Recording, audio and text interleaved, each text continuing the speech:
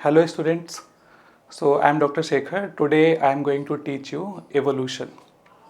तो सबसे पहले हम ये समझने की कोशिश करेंगे कि एवोल्यूशन टर्म का मीनिंग क्या होता है। तो आप यहाँ पे पिक्चर में देख रहे होगे, है ना। तो ये प्रेजेंट फॉर्म ऑफ ह्यूमन है जिसमें ये टैबलेट लेके और फ़ोन वगैरह लेके घूम रहे हैं हम लोग, और ये हमारे एंसेस्टर्स हैं, और ये इस सीक्वेंस में हमारा एवोल्यूशन हुआ है। तो ये तो एक जनरल सी साइंस है, जो थ्योरी है, जो हम आगे समझेंगे कि क्या हुआ है, कैसे हुआ है। हमें स्टार्ट करना है एवोल्यूशन वर्ड से, कि जो वर्ड एवोल्यूशन है उसका क्या मीनिंग है। तो एवोल्यूशन टर्म का मीनिंग है अनफोल्डिंग और अनरिवेलिंग और अनरोलिंग। इसका मतलब क्या होता है कि वो कौन सा सीक्रेट रेसिपी है जिससे लाइफ बनी है, और वो कौन से चेंजेस हैं, ठीक है, जिसकी वजह से जो प्रेजेंट फॉर्म ऑफ लाइफ आप देख रहे हैं वो बनी है। ये सारी चीज़ें हमें इस टॉपिक में पढ़ना है। तो बच्चों, अगर आप बायोडाइवर्सिटी के बारे में बात करें, बायोडाइवर्सिटी में हम ये पढ़ते हैं कि प्लांट और एनिमल्स और माइक्रो ऑर्गेनिजम्स के जो प्रेजेंट फॉर्म है, क्या वो एज इट इज रहे हमेशा से, है ना। लेकिन पॉइंट यहाँ पे ये है कि वो हमेशा एज इट इज नहीं थे, और ये बात हमें बहुत सारी थ्योरीज को समझने के बाद समझ में आई है। ठीक है, तो हम वन बाई वन ये देखेंगे, और हमारे टॉपिक का नाम क्या है, एवोल्यूशन। तो सबसे पहले बायोडाइवर्सिटी की हम बात अगर करते हैं, तो बायोडाइवर्सिटी का मतलब है number of type of plants, animals and microbes. ठीक है, ये सारे हमारी बायोडाइवर्सिटी को कंस्टिट्यूट करते हैं। ठीक है, और इनके अंदर जो चेंजेस हो रहे हैं, इन ऑर्गेनिजम्स के अंदर वो चेंजेस हो रहे हैं, इसको हम जिस साइंस के अंडर पढ़ते हैं उस साइंस का नाम है एवोल्यूशनरी बायोलॉजी। तो इनको हम पढ़ेंगे under this science known as evolutionary biology.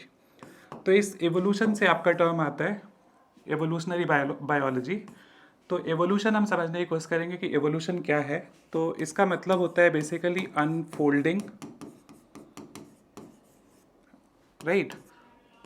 Unfolding किस चीज़ की, उन सीक्रेट्स की, उस साइंस की जिसकी वजह से जो ऑर्गेनिज्म है वो present form of organism evolve हुए हैं, उसको हम किस में पढ़ेंगे, एवोल्यूशनरी बायोलॉजी में। इसको हम ऐसे भी बोल सकते हैं changes in flora and fauna. मतलब प्लांट्स और एनिमल्स के अंदर जो चेंजेस हैं उनको हम एवोल्यूशनरी बायोलॉजी और एवोल्यूशन के अंदर स्टडी करेंगे। ठीक है, अब एक इम्पॉर्टेंट क्वेश्चन ये आता है हमारे दिमाग में कि जो एवोल्यूशन होता है वो किन किन चीज़ों का होता है। तो बच्चों, आपको ये जान के हैरानी होगी कि जो हमारा ये प्लैनेट अर्थ है ये हमेशा से एज इट इज़ नहीं था, इसके अंदर भी बहुत सारे चेंजेस हुए हैं। इनफैक्ट पूरे यूनिवर्स में चेंजेस हुए हैं। तो एवोल्यूशन किन किन चीज़ों का होता है अगर आपको ये समझना हो, तो एवोल्यूशन यूनिवर्स का होता है, या हम बोल सकते हैं हो रहा है। एवोल्यूशन अर्थ का हो रहा है, एवोल्यूशन ऑर्गेनिजम्स का हो रहा है ना। तो इस प्लैनेट पे जितने भी चीज़ें आपको दिखाई दे रही हैं, हमें ये सारी की सारी चेंज हो रही हैं, इवॉल्व हो रही हैं। ठीक है, तो एवोल्यूशन अर्थ का, यूनिवर्स का, ऑर्गेनिजम्स का, सभी का एवोल्यूशन हो रहा है। ठीक है, अब एक और बहुत इंटरेस्टिंग टॉपिक है जिसकी अभी तक हमारे पास फाइनल थ्योरी नहीं है, लेकिन फिर भी हमने बहुत हद तक ये समझने की कोशिश करी है, डिकोड करने की कोशिश करी है कि लाइफ कैसे ओरिजिनेट हुई है इस प्लैनेट पे। ठीक है, तो अगला टॉपिक जो हम यहाँ पे डिस्कस कर रहे हैं उसका नाम है origin of life.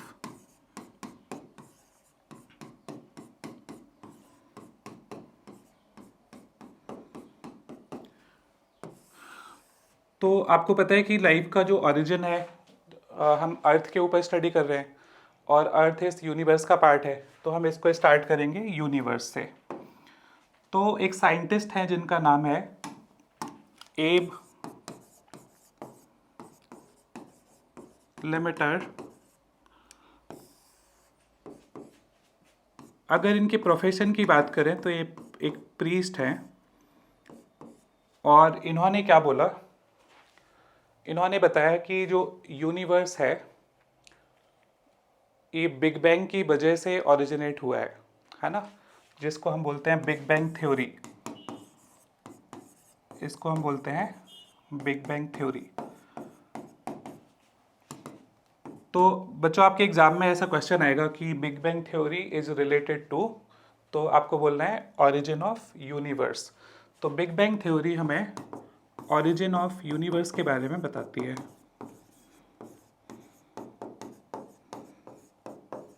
Right. So according to एव, जो यूनिवर्स है 20 बिलियन ईयर एगो एक कंडेंस्ड मैटर की फॉर्म में था, हाईली कंडेंस्ड मैटर की फॉर्म में था, और फिर वहाँ पे एक एक्सप्लोजन हुआ। ठीक है, और इतना बड़ा एक्सप्लोजन हुआ, आपकी एनसीईआरटी बुक बोलती है it was unimaginable in physical term. So there was a single huge explosion, there was a single huge explosion and it is unimaginable in physical terms.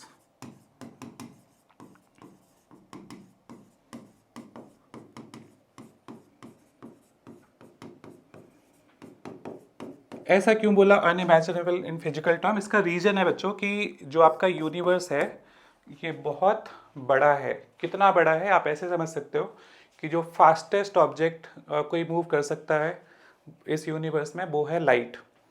और अगर आप इमेजिन करो कि आपकी लाइफ अगर फॉरएवर होती है ना, आपका कोई फिक्स लाइफ स्पैन नहीं होता, और आप यूनिवर्स के एक एंड पे खड़े हुए हो और आपने यहाँ से एक लेजर लाइट यहाँ पे जलाई, और लेट्स से कि वो laser light was powerful enough to cross the universe, दूसरे एंड पे आपके कोई फ्रेंड खड़े हुए जो इस लाइट को देखेंगे, राइट। तो इस लाइट को वहाँ तक पहुँचने में 100 बिलियन ईयर्स का टाइम लग जाता।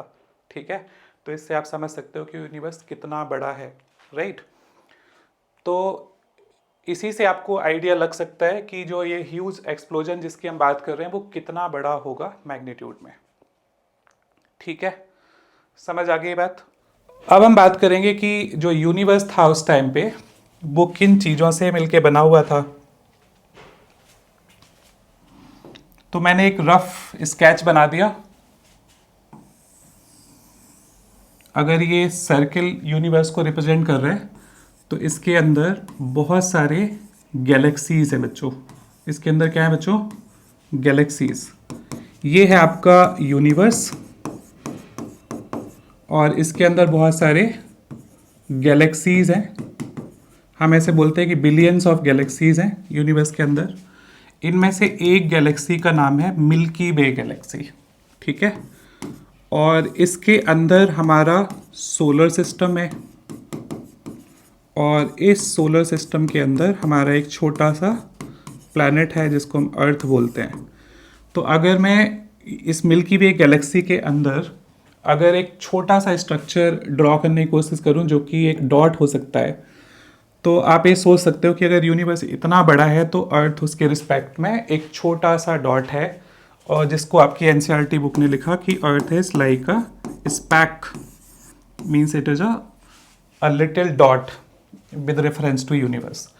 तो बच्चों आप ये सोच सकते हो कि जब अर्थ इतना छोटा है पूरे यूनिवर्स के कंपैरिजन में, तो इससे आपको साफ साफ पता लग रहा है, क्या पता लग रहा है कि अगर हम बात करें कि मैं इस प्लैनेट पे एक बड़ा आदमी हूँ तो मैं बिल्कुल नहीं हूँ, है ना, क्योंकि अर्थ की खुद की औकात नहीं है इतने बड़े यूनिवर्स के सामने, तो हम तो बहुत छोटे हैं, है ना। तो आप यूनिवर्स का ये मैग्नीट्यूड समझ सकते हो कितना बड़ा है।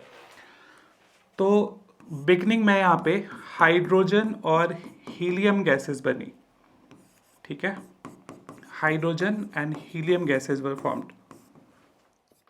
तो हम बात कर रहे थे कि यूनिवर्स का फॉर्मेशन हुआ और ग्रेविटेशन की वजह से हाइड्रोजन हीलियम कंडेंस हुए, और बाकी का जो मैटर है या मटेरियल है वो सारी चीज़ें इससे बनी।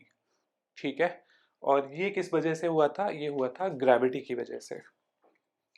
तो अब यहाँ पे आपको एक चीज़ याद रखनी है कि जो यूनिवर्स का फॉर्मेशन है वो कब हुआ था?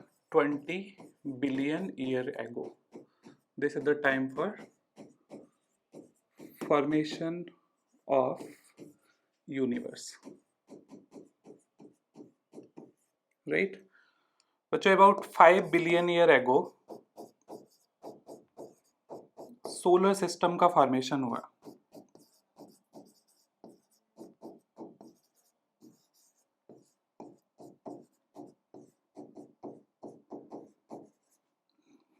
और आपकी एनसीईआरटी के अकॉर्डिंग 4.5 बिलियन ईयर एगो अर्थ का फॉर्मेशन हुआ।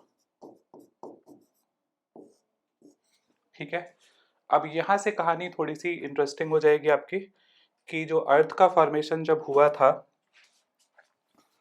तो अर्ली अर्थ पे किस तरह की कंडीशंस थी। ठीक है, तो लेट्स से कि ये आपका अर्ली अर्थ था। अर्ली अर्थ में कौन कौन सी चीजें थी, कौन कौन सी चीजें नहीं थी, सबसे पहले हम वो डिस्कस करें। तो सबसे पहले there was no atmosphere, there was no atmosphere, मतलब जो अभी हम देखते हैं कि गैसेस का ब्लैंकेट ने हमारे प्लैनेट अर्थ को कवर करके रखा है, जो हमें प्रोटेक्शन देता है, ठीक है, यूवी रेडिएशन से, और जो हमारे अर्थ का टेम्परेचर मेंटेन करता है, तो ये सारी चीज़ें उस टाइम पे नहीं थी। और यहाँ का हम बोलते हैं कि रिड्यूसिंग एटमॉस्फेयर था।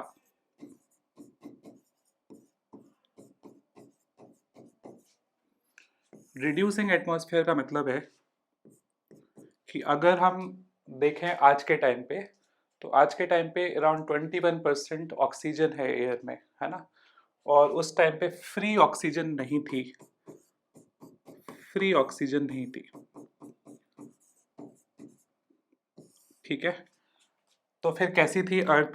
तो अर्थ पे वल्केनिक एक्टिविटी बहुत हाई थी, और वल्केनिक एक्टिविटी हाई होने की वजह से अर्थ का जो एवरेज टेम्परेचर था वो 5000 केल्विन के ऑर्डर का था।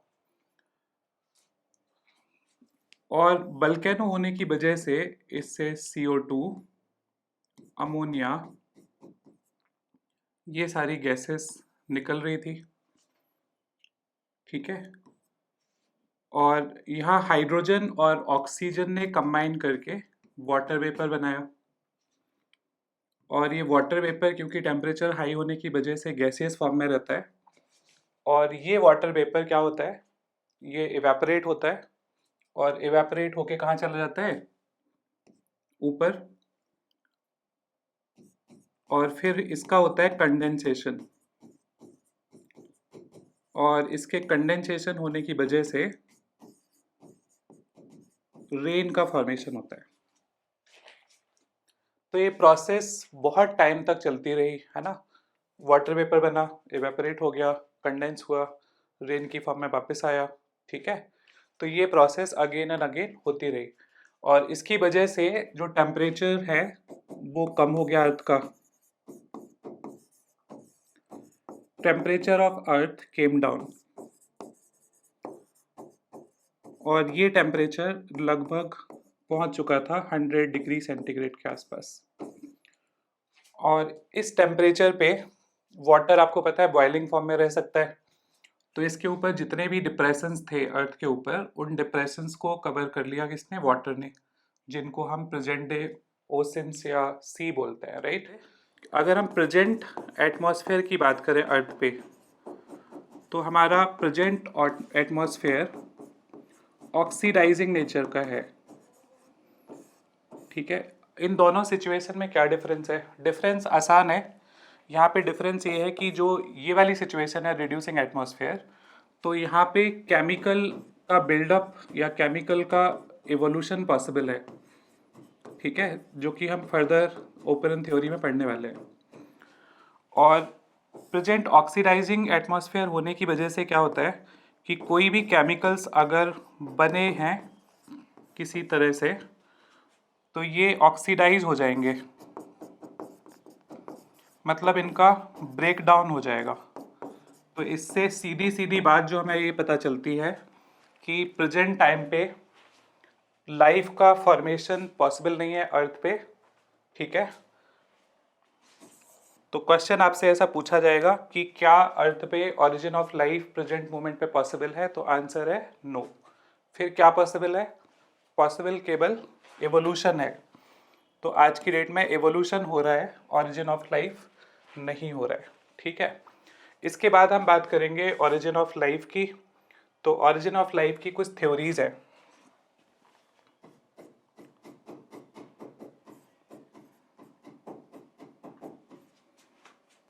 Theories of origin of life,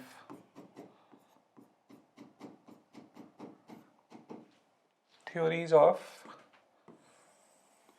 origin of life। तो ये क्या थ्योरीज हैं? सबसे पहली थ्योरी जो हम इसमें पढ़ेंगे, जिसका नाम है थ्योरी ऑफ स्पेशल क्रिएशन।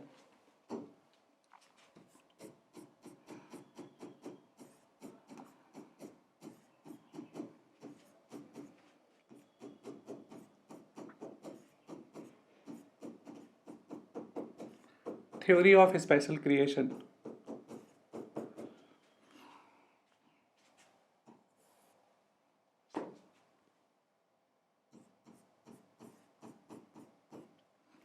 तो यहाँ पे जो टर्म स्पेशल है, स्पेशल से मतलब किसी सुपर पावर का है, जिसको हम गॉड बोलते हैं, है ना। तो according to this theory, life was created by some super power, जिसको हम गॉड बोल सकते हैं, है ना। अलग अलग रिलीजियन में अलग अलग फॉर्म में लाइफ को देखा गया है। जैसे हम हिंदुइज्म में बोलते हैं कि ब्रह्मा ने सारी सृष्टि बनाई, इसी तरह हम जो क्रिश्चियन रिलीजियन है वो बोलते हैं कि गॉड ने सारा यूनिवर्स बनाया, है ना। तो ऐसे बोलते हैं कि गॉड ने 6 डेज में पूरा यूनिवर्स बनाया, राइट। तो इसको हम बोलते हैं थ्योरी ऑफ स्पेशल क्रिएशन। तो थ्योरी ऑफ स्पेशल क्रिएशन के अकॉर्डिंग हम ये बोलते हैं कि life was created as such by some superpower। ठीक है, आपकी बुक में लिखा रहता है गॉड।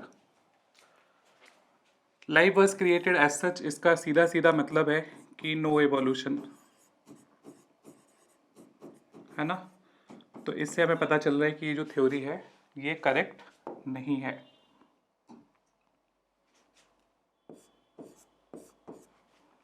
राइट। दूसरी एक थ्योरी है theory of कैटास्ट्रॉफिज्म।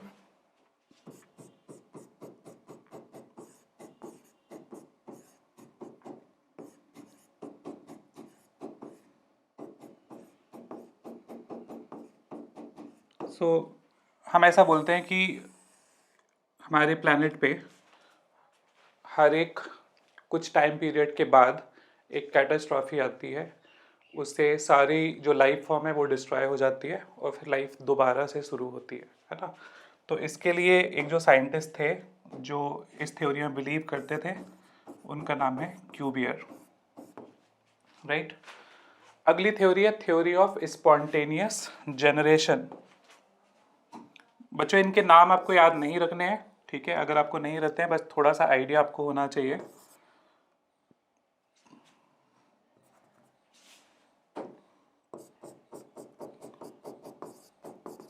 Theory of spontaneous generation.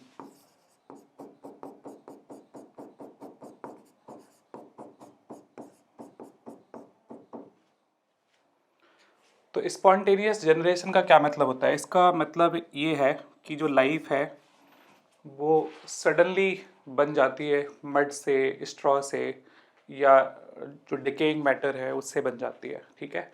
जैसे किसी साइंटिस्ट का ये मानना था कि अगर हम एक स्वेट से भीगी हुई शर्ट को अगर हे के अंदर मतलब भूसा के अंदर रख देते हैं तो उससे चूहे बन जाते हैं, राइट। या फिर कोई रॉटिंग मटेरियल अगर पड़ा हुआ है तो फ्लाइज आ जाती हैं उस पर, है ना।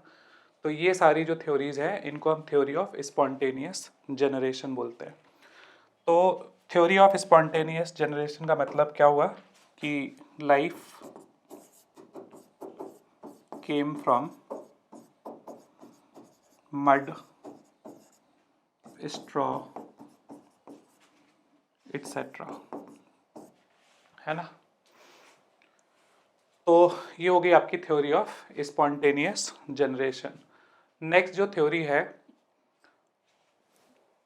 हाँ, हम ये पढ़ेंगे कि जो थ्योरी ऑफ स्पॉन्टेनियस जनरेशन है उसको किसने डिस्प्रूव किया। तो एक साइंटिस्ट है हमारे लुई पास्चर। तो लुई पास्चर ने एक फेमस एक्सपेरिमेंट कंडक्ट किया जिसको हम स्वान नेक एक्सपेरिमेंट बोलते हैं।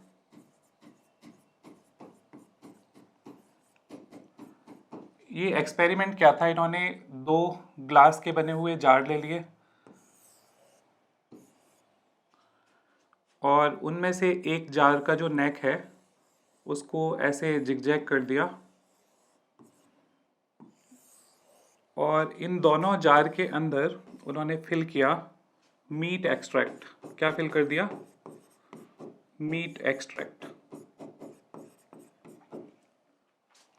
फिर इसको इन्होंने स्टरलाइज किया। स्टरलाइज क्यों किया? क्योंकि इसके अंदर अगर कोई स्पोर होगा या कोई माइक्रो ऑर्गेनिजम्स होंगे तो वो सारे किल हो जाएंगे। और इसको उन्होंने आफ्टर 5-6 डेज इसको चेक किया कि इसके अंदर क्या है।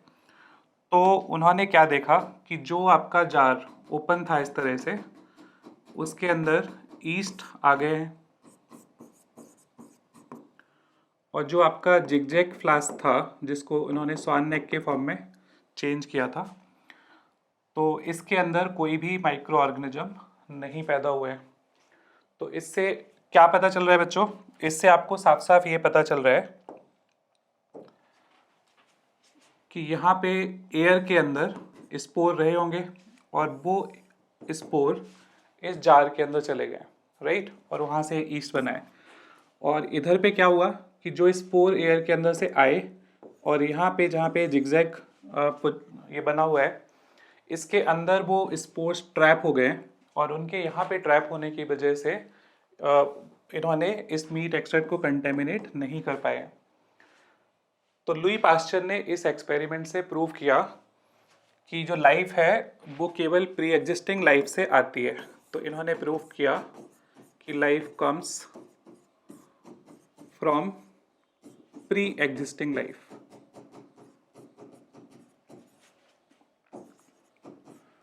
बच्चों इस बात का मतलब क्या हुआ? इसका मतलब एकदम साफ है कि जो ये ईस्ट इसके अंदर आए हैं या जो बैक्टीरिया आए हैं उनके स्पोर्स एयर में अवेलेबल थे, इसमें डायरेक्ट कांटेक्ट एयर का पॉसिबल था, तो इसलिए कंटेमिनेट हो गया और इसके अंदर ईस्ट और बैक्टीरिया बन गए हैं। लेकिन इस दूसरे जार के अंदर आप देख सकते हो क्योंकि ये जिगजैग था तो इन स्पोर्स को यहाँ तक पहुँचना मुश्किल था, तो इसकी वजह से ये कंटेमिनेट नहीं हुआ है या इसके अंदर लाइफ यहाँ पे नहीं पहुँच पाई है। तो इन्होंने जो स्पॉन्टेनियस जनरेशन की थ्योरी है उसको डिसअप्रूव कर दिया, ठीक है, कि लाइफ केवल प्री एग्जिस्टिंग लाइफ से आती है और जो क्या कहते हैं स्पॉन्टेनियसली जनरेट नहीं होती, ठीक है। अगली थ्योरी है जिसको हम कॉस्मोजोइक थ्योरी बोलते हैं।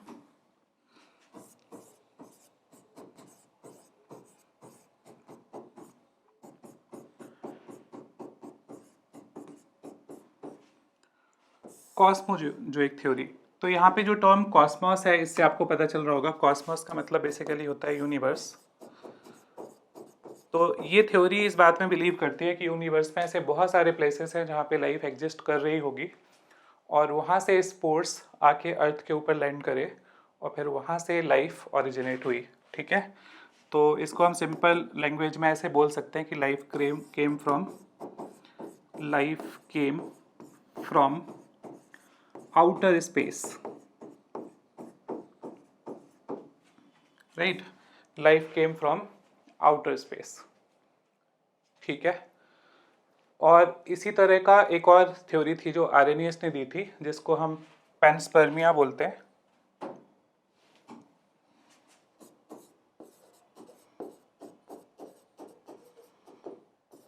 है ना। इसका भी मतलब सीधा सीधा यही है। पैन में मतलब होता है कि एवरीवेयर, स्पर्मिया का मतलब है स्पोर्स। तो उन्होंने बोला कि लाइफ के स्पोर्स एवरीवेयर प्रेजेंट थे यूनिवर्स में, है ना। और वहाँ से अर्थ के ऊपर ये स्पोर्स आए और लाइफ शुरू हुई। लेकिन यहाँ पे एक सिंपल सा लॉजिक आपको समझना होगा कि अगर जो हमारे एस्ट्रोनॉट होते हैं, अगर वो स्पेस स्टेशन पे हैं और उनको स्पेस स्टेशन से बाहर जाना है, तो उसके लिए उनको एक स्पेशल सूट पहनना पड़ता है। अगर वो नहीं पहनेंगे तो क्या हो जाएगा, उनको मतलब बहुत सारी तरह की प्रॉब्लम हो सकती है रेडिएशंस की वजह से। तो इससे हमें साफ पता चल रहा है कि कोई भी स्पोर्ट्स अगर दूसरे प्लैनेट से हमारे प्लैनेट की तरफ आएंगे तो स्पेस में रेडिएशन बहुत हार्श है, ठीक है। और सनलाइट से जो यूवी रेडिएशन एक्सेट्रा आएंगे वो भी उस लाइफ को डैमेज कर देंगे। तो इससे पता चल रहा है कि दूसरे प्लैनेट से हमारे प्लैनेट तक लाइफ के जो स्पोर्स हैं उनके आने की कोई पॉसिबिलिटी नहीं है। तो ये जो कॉस्मोजोइक थ्योरी है ये भी एक तरह से डिसअप्रूव हो गई, है ना। अब हम अगली थ्योरी के बारे में बात करेंगे और थ्योरी हम इस पेज पे वापस आ जाएंगे अभी। अगली हमारी जो थ्योरी है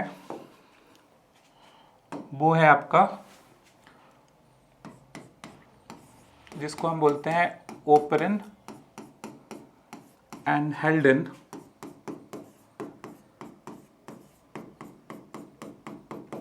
थ्योरी।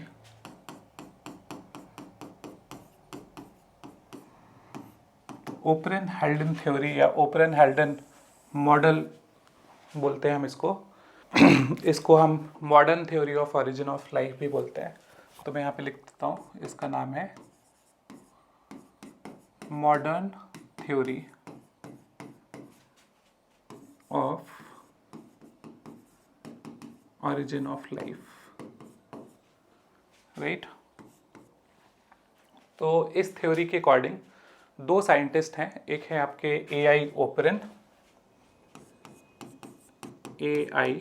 ओपेरन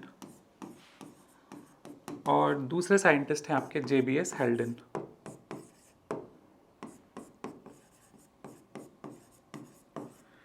AI ओपेरन आपके रशियन साइंटिस्ट हैं, he is from Russia, and JBS हेल्डन England. Interestingly, JBS Halden came to India and then he settled in a place, Bhubaneswar.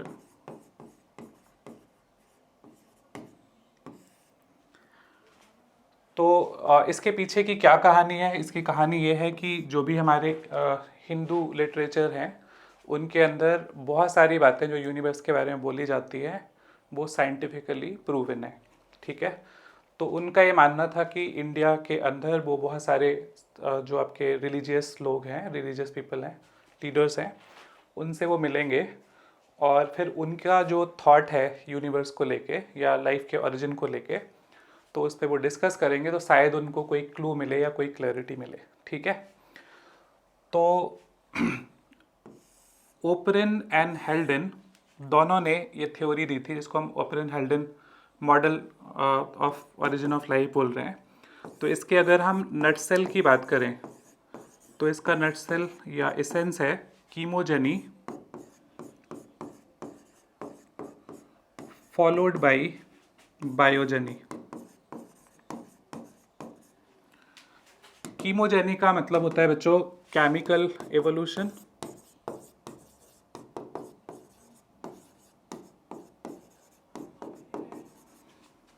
बायोजेनी का मतलब होता है बायोलॉजिकल एवोल्यूशन,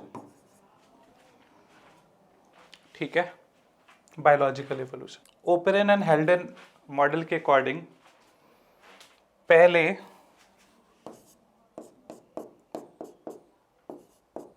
एलिमेंट्स बने, इन element से simple molecule बने,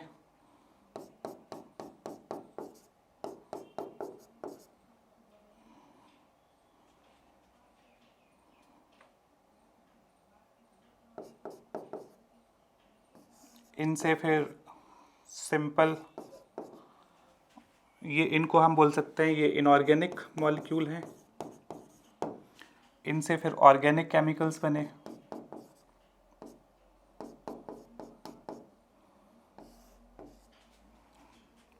फिर इनसे अमाइनो एसिड्स, पिगमेंट्स, फैट्स, ये सारे बने। फिर इसके बाद बायो मैक्रोमोलिक्यूल मतलब कार्बोहाइड्रेट, प्रोटीन, डीएनए, आरएनए, ये सारे बने। और फिर इनसे लाइफ बनी।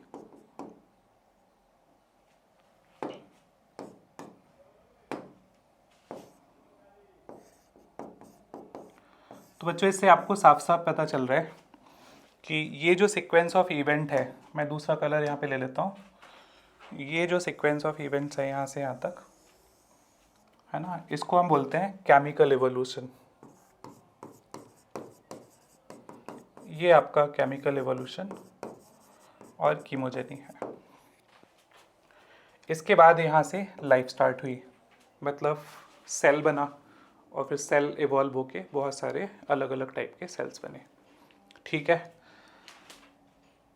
तो एक अमेरिकन साइंटिस्ट है यहाँ पे जिनका नाम है एस.एल. मिलर।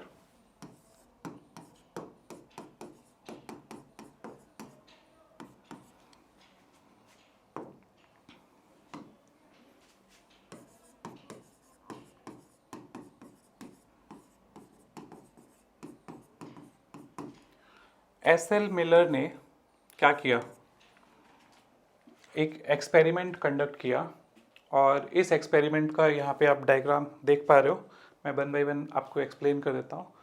तो उनका ये थॉट था कि अगर हम जो प्रिमिटिव अर्थ कंडीशन थी, जैसे वहाँ पे वल्केनिक इरप्शंस थे, थंडर या लाइटनिंग हो रही थी, या जो मीथेन, अमोनिया, कार्बन डाइऑक्साइड जैसे गैसेस थे, तो उन सबको लेके अगर हम लेबोरेटरी में एक ऐसा सेटअप क्रिएट करें जो प्रिमिटिव अर्थ की कंडीशन को मिमिक करे, तो हमें इस बात का आइडिया लग सकता है कि जो केमिकल ओरिजिन लाइफ का है वो किस तरह से हुआ।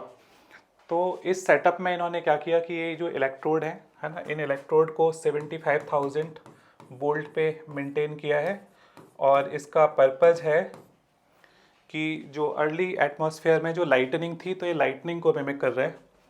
इसका इन्होंने टेम्परेचर रखा 800 डिग्री सेंटीग्रेड। अगेन अर्ली अर्थ की जो कंडीशंस हैं उसके अकॉर्डिंग इसका टेम्परेचर इन्होंने 800 डिग्री सेंटीग्रेड रखा है। और इन्होंने मीथेन, अमोनिया, हाइड्रोजन, है ना, और वाटर वेपर को इस चेम्बर के अंदर लिया। एक क्वेश्चन ऐसा आता है एग्ज़ाम में कि जो मीथेन, अमोनिया और हाइड्रोजन है, इनको इन्होंने किस रेशियो में लिया। तो बच्चों इन्होंने 2:1:2 के रेशियो में लिया है। अगर आपको इनको याद रखना है कि आपको कैसे याद रहेगा, तो आप देखोगे कि H2 में 2 है तो 2 है, मीथेन CH4 है, 2 2 जा 4 है, और ऑड नंबर केवल एक है 3, NH3, तो NH3 1 है। मतलब अमोनिया को 1 रेशियो में लिया है और मीथेन और हाइड्रोजन को 2 2 के रेशियो में लिया है। यहाँ पे ये आपका कंडेंसर है।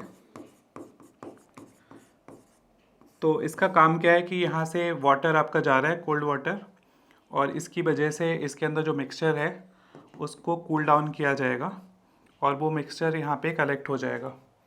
वाटर वेपर बनाने के लिए इन्होंने बॉइलिंग वाटर लिया है। वाटर वेपर यहाँ से इस तरह से जाएगी। जब ये सेटअप इन्होंने शुरू में सेट किया होगा तो इसको कम्प्लीटली एम्प्टी करने के लिए यहाँ पे वैक्यूम पंप लगाया गया है। तो वैक्यूम पंप से इसकी सारी जो एयर है और जो भी केमिकल्स इसके अंदर जो एयर में होते हैं वो सारे पहले हटा दिए गए, फिर इसके बाद ये सेटअप किया गया है। ठीक है, तो इन्होंने जब इसको ऑन किया और आफ्टर 18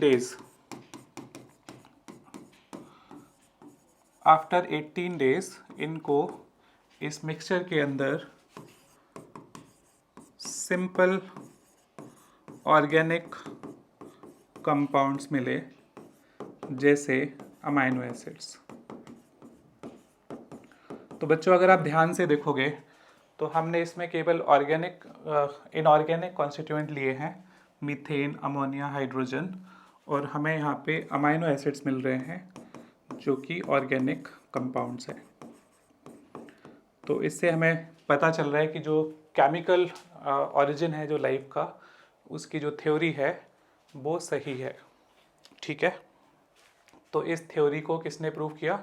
इस थ्योरी को प्रूव किया है एस.एल. मिलर ने, जो कि अमेरिकन साइंटिस्ट हैं और उन्होंने इसको वेरीफाई किया कि ये जो कंडीशंस, जो प्रिमिटिव अर्थ कंडीशंस हैं, उनको लैब में क्रिएट करके वेरीफाई किया कि जो ओपेरन और हेल्डन की जो केमिकल एवोल्यूशन की थ्योरी है वो सही है या नहीं है। तो इससे हमें साफ साफ पता चल रहा है कि ये जो थ्योरी है वो एकदम सही है। ठीक है। और इम्पॉर्टेंट बात यहाँ पे ये है कि सोर्स ऑफ एनर्जी, ऐसा क्वेश्चन आता है कि अर्ली अर्थ पे एनर्जी का सोर्स क्या था। तो यहाँ पे lightning, high temperature, volcanic activity,